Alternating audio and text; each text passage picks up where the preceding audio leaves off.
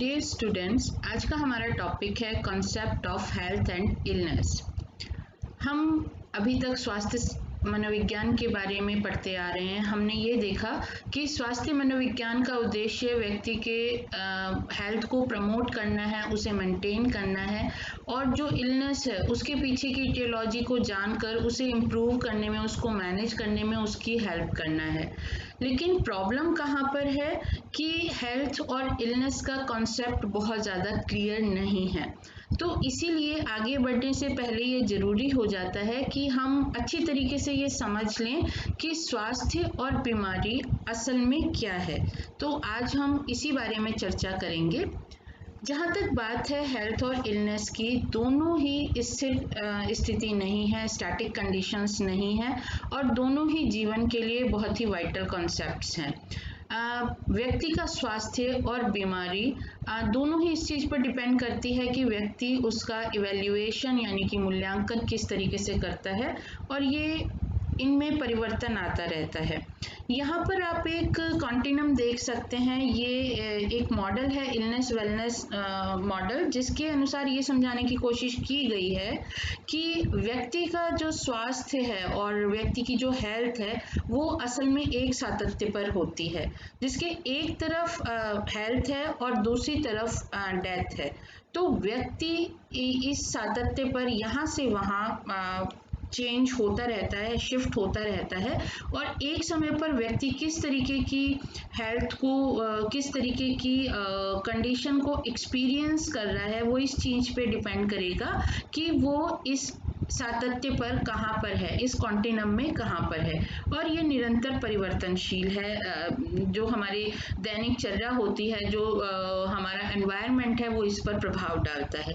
तो आगे बढ़ते हैं, ये जानने की कोशिश करते हैं कि असल में स्वास्थ्य है क्या।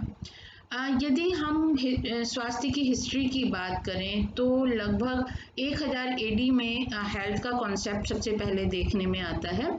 डॉल्फमैन एंड बेलोग मनोवैज्ञानिकों ने, इन दो मनोवैज्ञानिकों ने हेल्थ की कॉन्सेप्ट को समझने की कोशिश करी है, उसके बारे में अध्ययन करी है, और बेसिकली उन्होंने ये बताया कि ये जो वर्ड है ये पुरानी अंग्रेजी भाषा में मिलता है, जिसका अर्थ होता है the state and the condition of being sound और होल, यानी कि एक मजबूत और पूर्णता की जो स्थिति है उसको स्वास्थ्य कहा गया। यानी व्यक्ति जब पूरी तरीके से अपने को साउंड, एक स्ट्रॉन्ग फील कर रहा है और एक पूर्णता की स्थिति उसमें है, तो उसे स्वस्थ माना गया है। तो बेसिकली हेल्थ केवल फिजियोलॉजिकल फंक्शन से ही जुड़ा हुआ नहीं है, बल्कि व्यक्ति की मानसिक मजबूती से भी जुड़ा हुआ है, साथ ही साथ उसकी जो स्पिरिचुअल जो क्षमता है उसके साथ भी जुड़ा हुआ है। जो प्राचीन यूनान के विद्वान हेल्थ को डिवाइन रिस्पॉन्सिबिलिटी यानी कि दैवीय उत्तरदायित्व मानते थे, और इलनेस को एक सुपर नेचुरल फिनोमिना के रूप में एक्सेप्ट करते थे।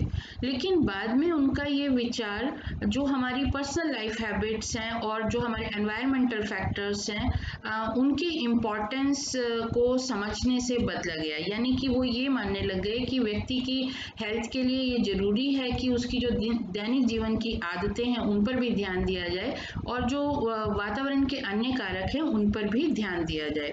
फर्दर यूनानियों का ये आइडिया बाद में इन्होंने जो पश्चिमी व्यू था, जो वेस्टर्न व्यू ऑफ हेल्थ था, उस पर काफ़ी प्रभाव डाला, और वहाँ पर भी स्वास्थ्य को नए ढंग से परिभाषित किया गया।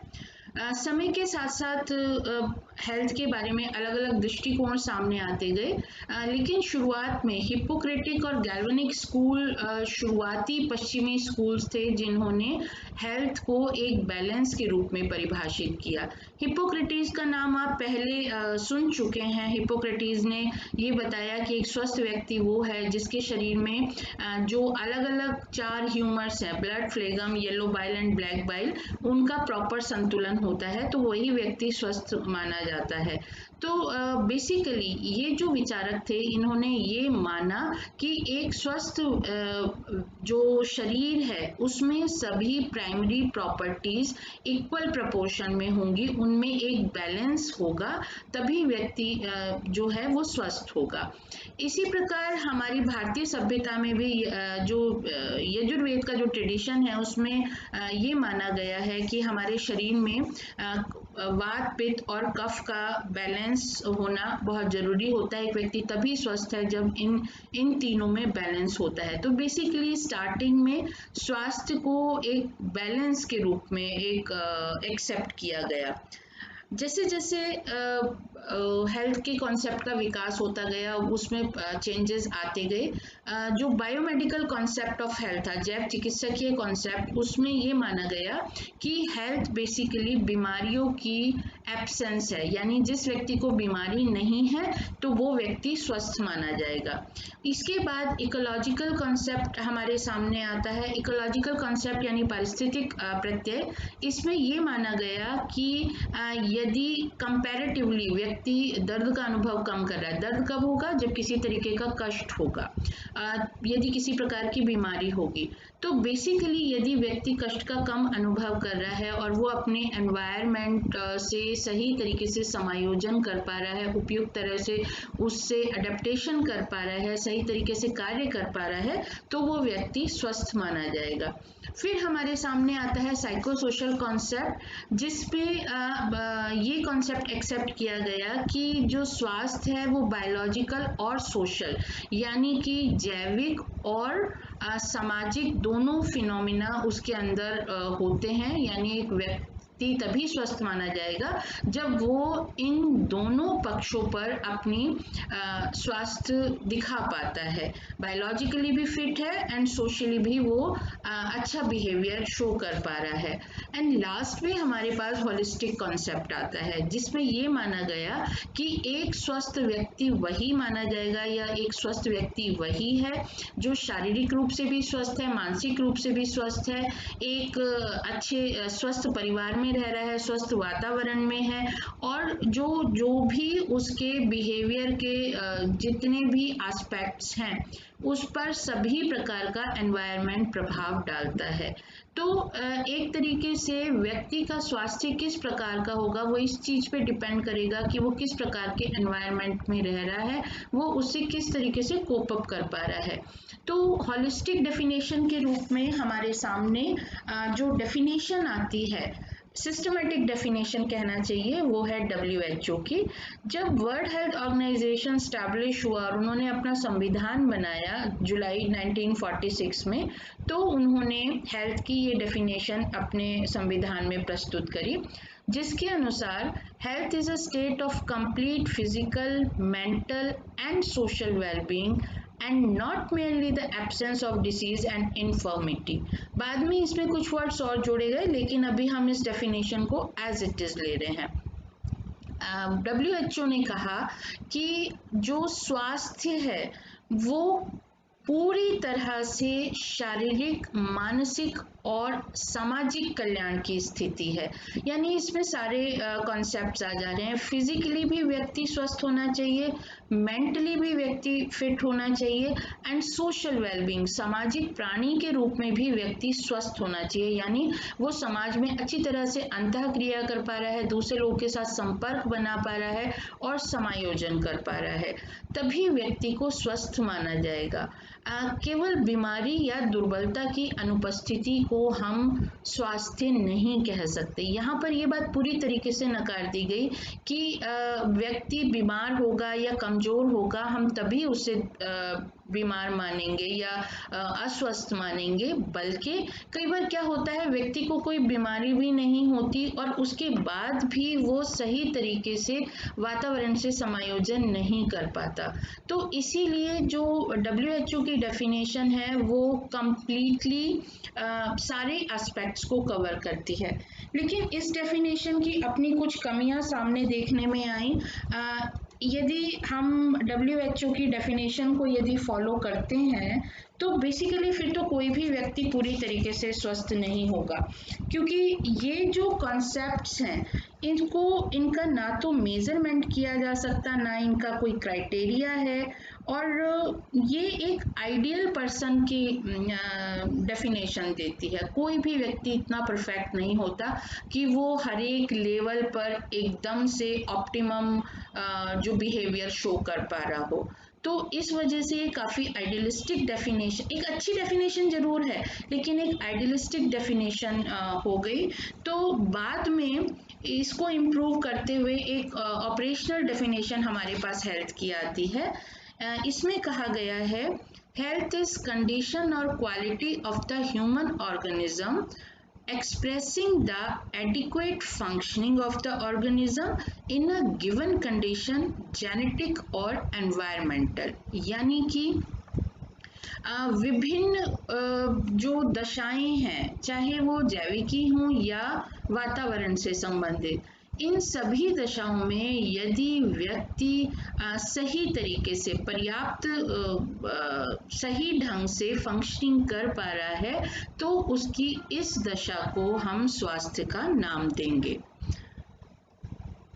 अब हमारे पास प्रेजेंटली जो हेल्थ की एक नई फिलॉसफी सामने आते हैं उसके कुछ गुण हैं, जिसमें ये माना गया है कि हेल्थ जो है, स्वास्थ्य सभी व्यक्तियों का फंडामेंटल राइट है, मौलिक अधिकार है। हेल्थ हमारी जो प्रोडक्टिव लाइफ का एसेंस है, यानी कि हम कोई भी काम तभी अच्छी तरीके से कर पाएंगे, तभी इफेक्टिवली कर पाएंगे जबकि हम स्वस्थ होंगे।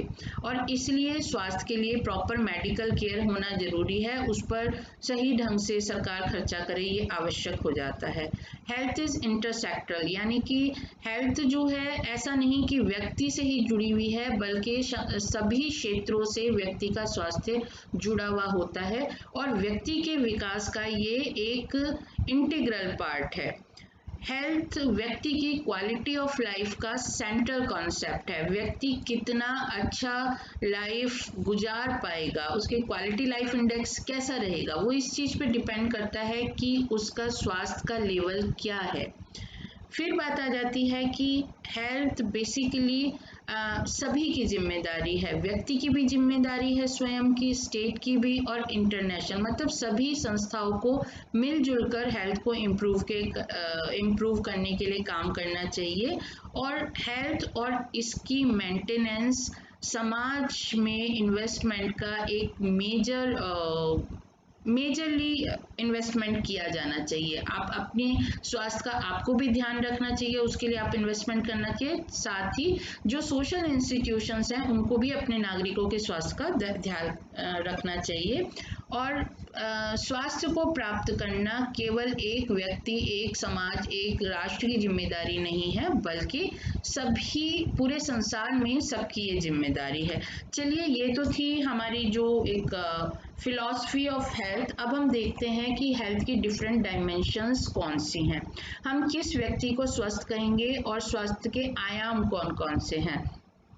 तो बेसिकली हेल्थ जो है मल्टी डायमेंशनल है। अभी आपने WHO की डेफिनेशन देखी जिसमें हेल्थ के डिफरेंट एस्पेक्ट्स को कवर किया गया था। हम उस पर पूरी तरीके से स्टिक तो नहीं हो रहे, लेकिन ये बात तय है कि एक व्यक्ति का स्वास्थ्य बहुत सारी चीज़ों पर डिपेंड करता है, अलग अलग एस्पेक्ट्स हैं। तो अब हम उन एस्पेक्ट्स के बारे में बात करेंगे। हेल्थ मल्टी डायमेंशनल है और जो WHO की डेफिनेशन है उसमें केवल physical, mental and social aspect को कवर किया गया है। लेकिन जैसे जैसे हेल्थ के क्षेत्र में अध्ययन हो रहा है वैसे वैसे उसमें और डायमेंशंस भी जुड़ती जा रही हैं। और ये डायमेंशंस क्योंकि व्यक्ति के बिहेवियर से, व्यक्ति से संबंधित हैं, इसलिए आपस में एक दूसरे को प्रभावित करते हैं, आपस में एक दूसरे के साथ इंटरेक्ट करते हैं, लेकिन उन सबका अपना अलग अलग नेचर है। तो हम थोड़ा शॉर्ट में सभी डायमेंशन के बारे में देख लेते हैं, कौन कौन सी डायमेंशंस हैं। तो सब आप ये देखिए, ये एक पिक्चर है जिसमें दिखाने की कोशिश करी गई है कि एक व्यक्ति के स्वास्थ्य के साथ कौन कौन सी डायमेंशंस हो सकती हैं। Emotional, physical, socio cultural, financial, environmental, occupational, spiritual, intellectual, ये डिफरेंट डायमेंशंस हैं जो कि कम या ज़्यादा व्यक्ति के व्यवहार को, व्यक्ति की हेल्थ को प्रभावित करते हैं। तो हम इसको डिटेल में देखते हैं। फिजिकल डायमेंशन सबसे पहले और सबसे इम्पॉर्टेंट, व्यक्ति की शारीरिक दशा। व्यक्ति की फिजिकल हेल्थ से मतलब है उसके शरीर की प्रॉपर एंड परफेक्ट फंक्शनिंग। हमारे शरीर के सभी अंग यदि ठीक तरह से काम कर रहे हैं, हमें किसी तरीके के काम करने में कोई दिक्कत नहीं है, वी आर बायोलॉजिकली फिट, तो वो फिजिकल डायमेंशन के अंदर आ जाता है। फिजिकल डायमेंशन बेसिकली हमारे शरीर के हर एक अंग, हर एक सेल की सही फंक्शनिंग की ओर इशारा करती है, और बेसिकली ये एक्सप्लेन किया जाता है फिजिकल हेल्थ के द्वारा कि व्यक्ति अपनी क्षमता के हिसाब से, अपनी शारीरिक क्षमता और ग्रोथ के हिसाब से सही तरीके से काम कर पा रहा है या नहीं। तो फिजिकल हेल्थ में कौन कौन सी चीज़ें आ जाती हैं, लाइक हमारा कॉम्प्लेक्शन, स्किन, ब्राइट आइज, ये एक हेल्दी पर्सन के जो साइंस हैं वो दिखता है। व्यक्ति का स्वास्थ्य उसके बाहर से ही आपको दिखाई देता है। जैसा व्यक्ति हष्ट पुष्ट है, आंखों में चमक, बालों में चमक, बहुत ज़्यादा मोटा नहीं है, भूख ठीक लगती है, नींद ठीक आती है, खाना पीना सब बढ़िया है, मूवमेंट अच्छा है, सेंसेस सही ढंग से काम कर रही हैं एंड ऑल दैट। तो ये सब चीज़ें देखकर आप व्यक्ति के स्वास्थ्य का अनुमान लगा सकते हैं। उसे किसी प्रकार की बीमारी नहीं है, बीपी, ये सब चीज़ें ये आप अनुमान लगा सकते हैं बाहर से ही देखकर। और प्लस यदि व्यक्ति किसी तरीके का सिम्टम रिपोर्ट नहीं कर रहा है, कुछ आपको किसी तरीके की बीमारी रिपोर्ट नहीं कर रहा है, तो इट मीन्स वो व्यक्ति फिजिकली फिट है, फिजिकली हेल्थी है। इसके बाद दूसरी डायमेंशन आती है मेंटल डायमेंशन या मेंटल हेल्थ की। मेंटल हेल्थ बेसिकली व्यक्ति की दूसरों के साथ जो हार्मनी है, एक तारतम्य है, जो व्यक्ति अपने एनवायरनमेंट के साथ सही ढंग से रिस्पॉन्स कर पा रहा है, एक बैलेंस बनाकर चल रहा है, सेल्फ एंड अदर्स की जो रियलिटीज हैं उनको एक्सेप्ट कर रहा है, वातावरण के साथ संतुलन बना के चल रहा है, प्रॉपरली एडजस्टमेंट कर पा रहा है, रियलिटी को पहचान पा रहा है, तो इट मीन्स वो व्यक्ति स्वस्थ है। और मेंटल हेल्थ का इवैल्यूएशन कई तरीके से किया जा सकता है, लाइक अलग अलग क्वेश्चनर के थ्रू खुद व्यक्ति भी ये अपना असेसमेंट कर सकता है, और इसके अलावा साइकोलॉजिकल डायग्नोसिस की सहायता से व्यक्ति की मेंटल हेल्थ का पता लगाया जा सकता है। अगली डायमेंशन आती है सोशल डायमेंशन, सामाजिक आयाम।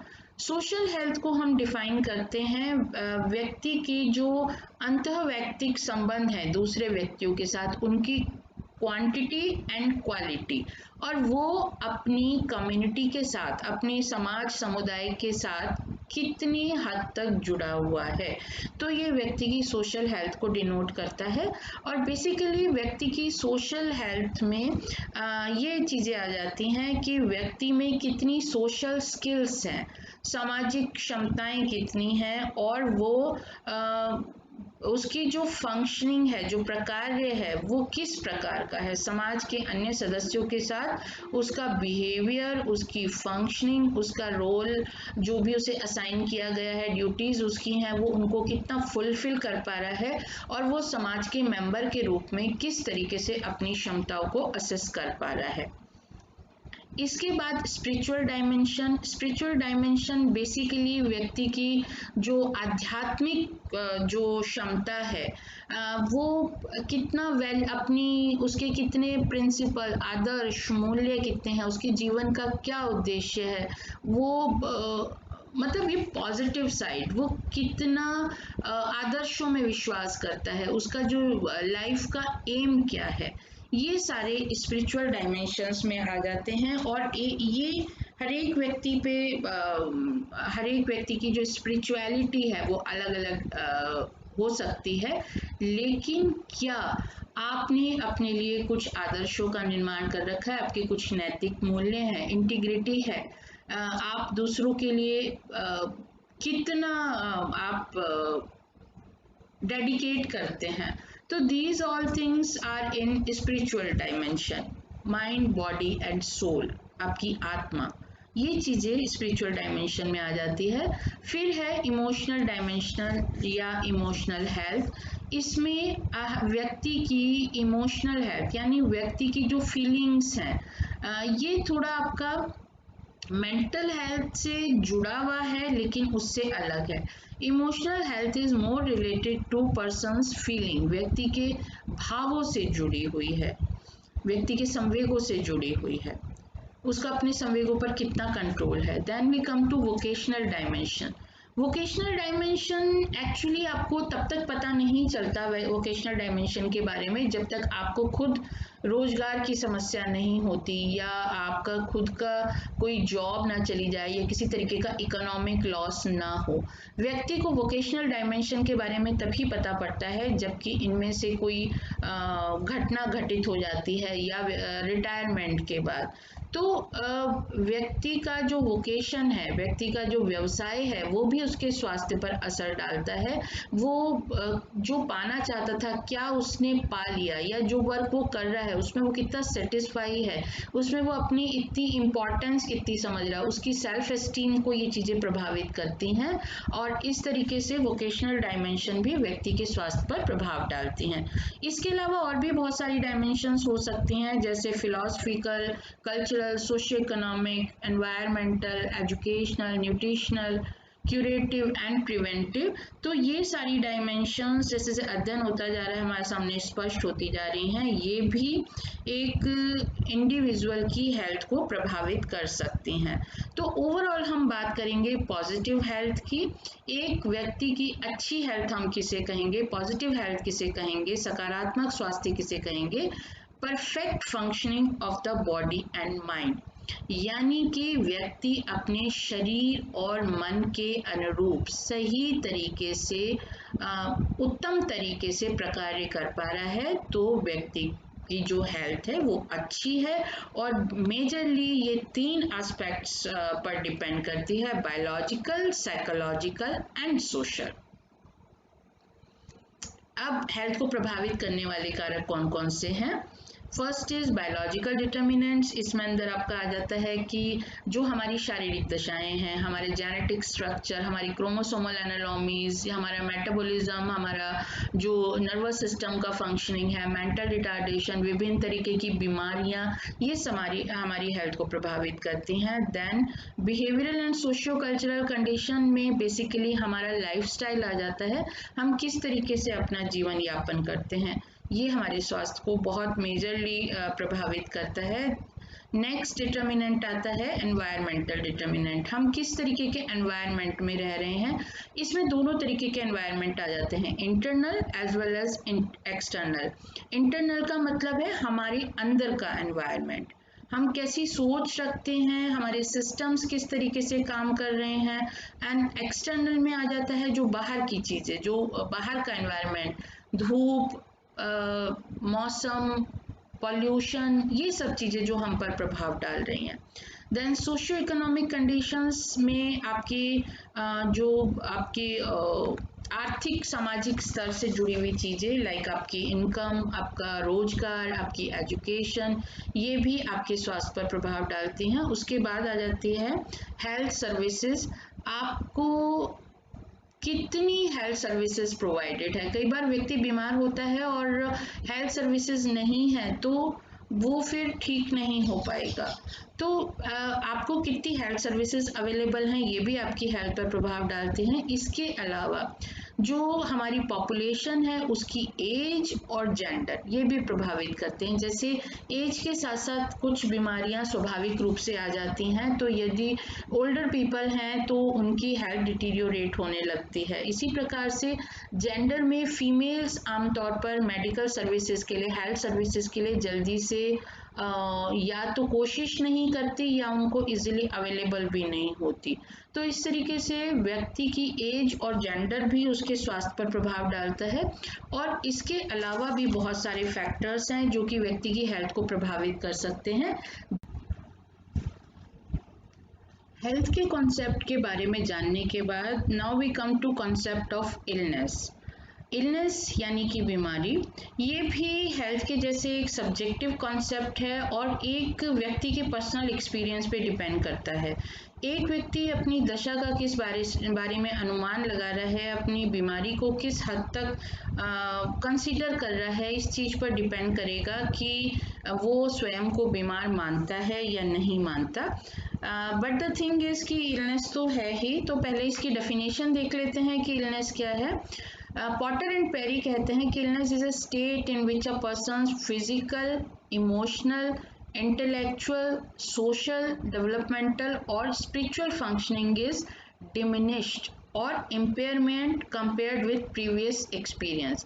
यानी कि व्यक्ति की जो पहले पूर्व की जो दशा थी उससे उसकी फिजिकल, इमोशनल, इंटेलेक्चुअल, शारीरिक, सांवेगिक, बौद्धिक और समाज विकास संबंधी और आध्यात्मिक फंक्शनिंग या तो कम हो जाती है या समाप्त हो जाती है। यानी एक तरीके से जो उसकी पूर्व दशा थी उसमें कमी आ रही है। इसी तरीके से कॉजियर भी इलनेस को डिफाइन करते हुए कहते हैं कि it is a condition characterised by a deviation from a normal health state which is manifested by physical and psychological symptoms। यानी ये जो सामान्य स्वास्थ्य की जो स्थिति है उससे विचलन है और जो कि जो फिजिकल और साइकोलॉजिकल सिम्टम्स जिसमें देखने में आते हैं। इस प्रकार दोनों ही विद्वान ये बात बताते हैं कि जब एक व्यक्ति को बीमार तब माना जाएगा जबकि उसका व्यवहार स्वस्थ नहीं है, जबकि जो स्वास्थ्य जिसे हम नॉर्मली स्वस्थ व्यक्ति कहते हैं उससे उसका व्यवहार विचलित है या वो किसी विशेष प्रकार के फिजिकल या साइकोलॉजिकल सिम्टम्स शो कर रहा है। लेकिन इलनेस किसी बीमारी से संबंधित हो भी सकती है और नहीं भी, और ये बेसिकली पर्सनल स्टेट है, व्यक्ति की स्वयं की वैयक्तिक दशा है कि वो कब अपने को अस्वस्थ या बीमार महसूस करता है। बहुत सारे ऐसे फैक्टर्स हैं जो व्यक्ति का जो बीमारी का व्यवहार है उस पर प्रभाव डालते हैं कि व्यक्ति कितना स्वयं को बीमार महसूस करेगा। इन फैक्टर्स को हम दो भागों में रखकर अध्ययन कर सकते हैं, internal behaviour and external behaviour. Internal behaviour जो व्यक्ति का आंतरिक व्यवहार है, तो इसमें सबसे पहले आ जाता है परसेप्शन ऑफ सिम्टम्स, यानी जब व्यक्ति महसूस करने लगता है कि मेरे अंदर कोई लक्षण है, उसको किसी प्रकार का दर्द अनुभव हो रहा है, तनाव अनुभव हो रहा है, ये अनुभव हो रहा है। जब व्यक्ति को इस प्रकार की फीलिंग आती है तब वो स्वयं को बीमार महसूस करना शुरू कर सकता है। एंड नेचर ऑफ इलनेस, व्यक्ति की बीमारी का नेचर अलग अलग हो सकता है। कई बार क्या होता है कि थोड़ी बहुत परेशानी को व्यक्ति बीमारी नहीं मानता, लेकिन जब वो इलनेस लंबे समय तक हो जाती है, थोड़ी ही तकलीफ है लेकिन लंबे समय तक चल रही है, वो काम करने में अपने को कठिनता का अनुभव कर रहा है, तब शायद वो बिहेवियर को कुछ एबनॉर्मल के रूप में ट्रीट करे और उसे लगे कि मैं बीमार हूँ। कैरेक्टरिस्टिक ऑफ अ पर्सन, इसका मतलब व्यक्ति खुद उसकी क्या विशेषताएं हैं। कुछ व्यक्ति बहुत स्ट्रांग होते हैं, वो जल्दी से थोड़ी बहुत बीमारी को वो कंसीडर ही नहीं करते। तो कुछ व्यक्ति ऐसे होते हैं कि थोड़ी सी ही कठिनाई से विचलित हो जाते हैं, डिस्टर्ब हो जाते हैं। तो ऐसे व्यक्ति जल्दी बीमारी जो उनकी इलनेस बिहेवियर जल्दी शो करेंगे, और जो व्यक्ति थोड़े स्ट्रांग हैं या कोई भी उनको अदर प्रॉब्लम है तो हो सकता है वो जल्दी इलनेस बिहेवियर शो ना करें। अब बात आ जाती है एक्सटर्नल बिहेवियर की, कौन कौन से बाहरी कारक प्रभाव डाल सकते हैं। तो इसमें है विजिबिलिटी ऑफ सिम्टम्स। कुछ बीमारियां ऐसी होती हैं जिसमें बाहर से आपको सिम्टम दिखाई देने लगते हैं, जैसे शरीर पर किसी तरीके की स्वेलिंग आना या मतलब आँख लाल हो जाना, जो बाहर से किसी व्यक्ति को दिखाई दे रहे हैं। तो सामने वाला व्यक्ति बता सकता है कि आप में इस बीमारी के लक्षण हैं। इसके अलावा सोशल ग्रुप बहुत इम्पॉर्टेंट है कि व्यक्ति का जो ग्रुप है, जिस ग्रुप को वो बिलोंग करता है, वो किस तरीके का है। क्योंकि यदि थोड़े से भी सिम्टम आने पे जो दूसरे व्यक्ति हैं, जानकार है, वो बताए कि आपको ये प्रॉब्लम हो सकती है, तो व्यक्ति थोड़ा सा अवेयर हो जाता है। तो उसके जो साथी संगी हैं वो किस प्रकार के हैं, उन्हें कितनी इंफॉर्मेशन है, इस चीज पर भी डिपेंड करता है कि व्यक्ति इलनेस बिहेवियर शो करेगा।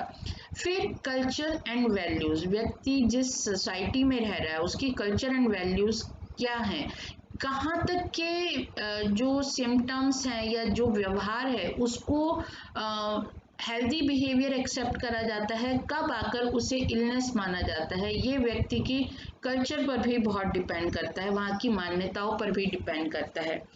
एक और इम्पॉर्टेंट फैक्टर आ जाता है इकोनॉमिक वेरिएबल, व्यक्ति के पास कितने आर्थिक संसाधन हैं। कई बार क्या होता है, व्यक्ति बीमार होता है लेकिन वो बताता नहीं है क्योंकि अपनी बीमारी का ट्रीटमेंट कराने के लिए उसके पास उतना धन नहीं है जो कि वो उपचार करवा सके। तो व्यक्ति को कितना आर्थिक सुविधा है, व्यक्ति के पास कितने पैसे हैं, कितना मनी है, इस चीज पर भी डिपेंड करेगा कि वो अपना इलनेस बिहेवियर शो कर रहा है या नहीं कर रहा। And last is accessibility of health care system, व्यक्ति को मेडिकल फैसिलिटीज कितनी अवेलेबल हैं। सपोज आपको ट्रीटमेंट के लिए कहीं बहुत दूर जाना पड़ रहा है तो आप तब तक काम चलाएंगे जब तक कि चल रहा है, आप नहीं शो करेंगे कि मैं बीमार हूँ। तो बेसिकली यदि हमें हेल्थ केयर आसानी से अवेलेबल है तो हम उसके ट्रीटमेंट के लिए जाने की कोशिश करते हैं, हम इलनेस बिहेवियर शो करते हैं, हम ये दिखाते हैं कि हमें बीमारी है। लेकिन यदि हमें दूर जाना पड़ रहा है, आसानी से चिकित्सकीय सुविधा उपलब्ध नहीं है, तो हम इलनेस बिहेवियर नहीं शो करते। तो ये सारे फैक्टर्स मिलकर डिसाइड करते हैं कि कोई व्यक्ति अपना मैं बीमार हूँ या नहीं ये बताएगा या नहीं बताएगा। इसके बाद आ जाती है इलनेस बिहेवियर की स्टेज क्या क्या होती हैं। तो बेसिकली व्यक्ति बीमारी फील करेगा या नहीं करेगा वो मैटर ऑफ पर्सनल एक्सपीरियंस है। तो एक व्यक्ति कब मेडिकल केयर सीख करता है या हेल्थ केयर की ये डिक्लेयर करता है कि मैं बीमार हूँ, मुझे डॉक्टर की ज़रूरत है, उसकी कुछ स्टेजेस होते हैं। सबसे पहली स्टेज होती है व्यक्ति सबसे पहले सिम्टम एक्सपीरियंस करता है, यानी जब उसे लगता है दर्द है, तकलीफ है, कोई फोड़ा फुंसी है या कोई लक्षण दिखाई दे रहा है, तब वो उसे महसूस होता है कि कुछ मेरे साथ गलत हो रहा है। एजम्पशन ऑफ सिक रोल, जब ये सिम्टम एक्सपीरियंस करने के बाद जब ये दर्द दुख तकलीफ जब बढ़ जाती है तो व्यक्ति अपने को बीमार मान लेता है और उसके अनुरूप व्यवहार करना शुरू कर देता है। फिर वो थर्ड स्टेज में मेडिकल केयर कांटेक्ट करता है, यानी डॉक्टर को अप्रोच करता है कि मुझे अपनी इस बीमारी के लिए सेवाओं की ज़रूरत है। Dependent client care, fourth stage में वो जो डॉक्टर जो भी ट्रीटमेंट दे रहा है उसके अनुरूप व्यवहार करता है। एंड फिफ्थ स्टेज में उसकी रिकवरी होती है, रिहैबिलिटेशन, मतलब वो वापस नॉर्मल हो जाता है, नॉर्मल स्ट्रीम में वापस आ जाता है। इसके बाद जो बेसिकली मुझे आपको बताना है कितने टाइप की इलनेस होती है, जो कोई बीमारी कितने लंबे समय तक चल रही है, इस आधार पर दो प्रकार का हम टाइप बताते हैं, acute illness and chronic illness. Acute illness क्या होती है, तीव्र बीमारी, ये बेसिकली कम समय के लिए होती है, इसकी ड्यूरेशन कम रहती है लेकिन बहुत तीव्रता ज़्यादा होती है। साइन एंड सिम्टम अचानक से दिखाई देते हैं, तीव्र होते हैं और कुछ समय के बाद समाप्त हो जाते हैं। और बेसिकली जब एक्यूट इलनेस होती है तो प्रॉपर ट्रीटमेंट मिलने के बाद जो व्यक्ति है वो नॉर्मली ठीक हो जाता है। जहाँ तक बात है क्रोनिक इलनेस की, क्रोनिक इलनेस धीरे धीरे स्टार्ट होती है, लंबे समय तक रहती है, 6 महीने या उससे भी ज़्यादा, और इसके अलावा जो व्यक्ति का जो प्रकार्य है उसको कई ढंग से प्रभावित करती है, उसके ऑर्गन्स पर प्रभाव डाल सकती है, उसकी बॉडी फंक्शनिंग को प्रभावित कर सकती है। और बेसिकली ये लॉन्ग टर्म डिसीज़ होती है, लंबे समय तक चलने वाली कोई बीमारी होती है। कई बार ऐसा होता है पेशेंट को लगता है वो पूरी तरीके से ठीक हो गया लेकिन अचानक से लक्षण दोबारा से प्रकट हो जाते हैं। और कई बार ऐसा भी होता है कि ये जो क्रोनिक इलनेस है वो लाइफ थ्रेटनिंग भी हो सकती है, व्यक्ति की मृत्यु भी हो सकती है।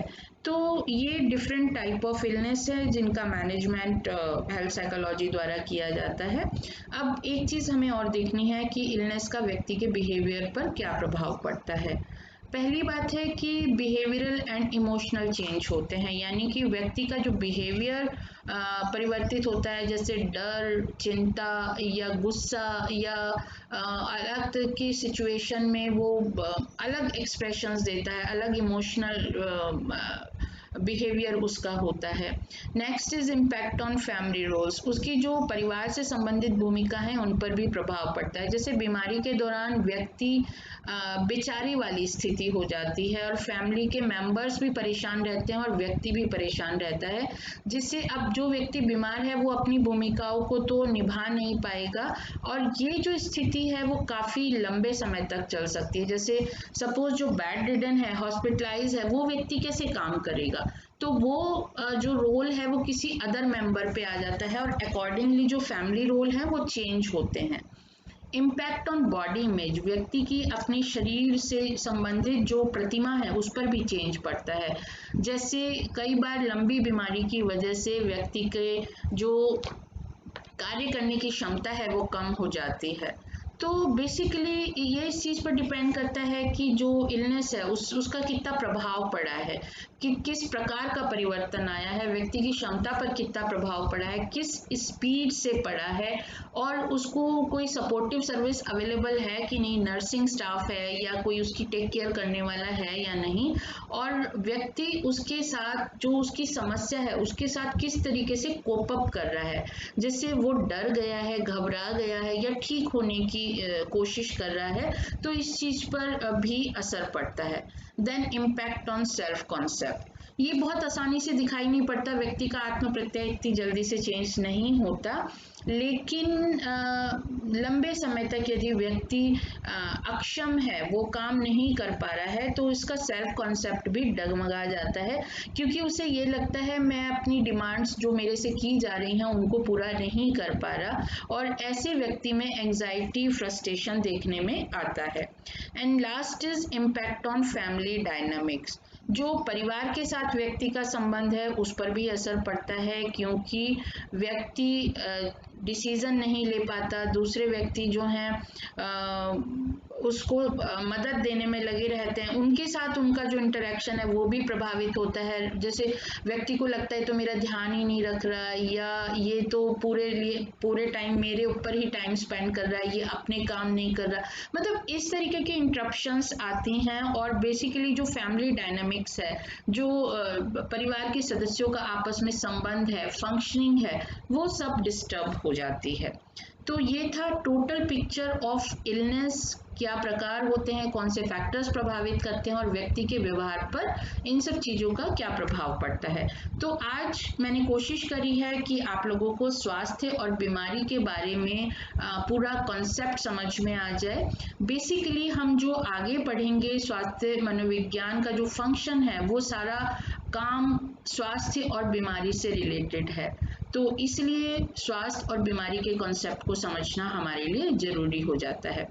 आप लोगों के लिए मेरी विश है stay healthy and thank you.